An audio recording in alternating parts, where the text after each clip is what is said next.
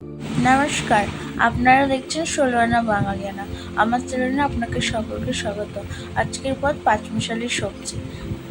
তার জন্য আমি ফার্স্টে সব রকমের সবজিগুলো কেটে ধুয়ে পরিষ্কার করে রেখে দিয়েছি।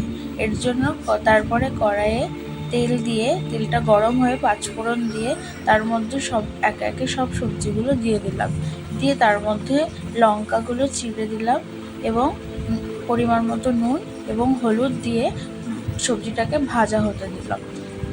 সবজিটা ভাজা হয়ে গেলে তার মধ্যে দিয়ে দেব জল।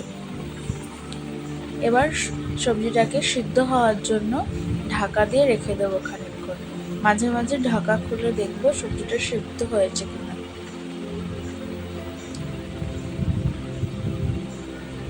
তো আমার সবজিটা এখনো সিদ্ধ হয়নি।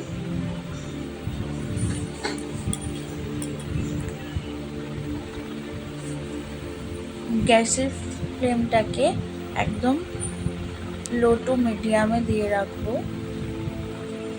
মাঝে মাঝে নেড়ে দেবো যাতে কড়াইয়ে লেগে না যায়।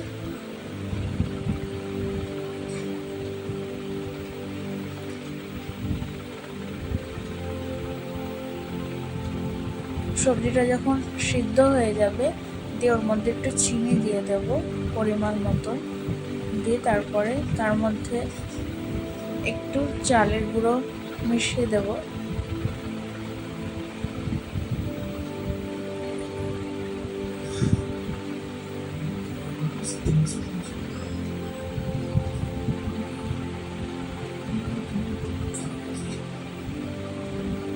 সবজিটা প্রায় রেডি হয়ে গেছে।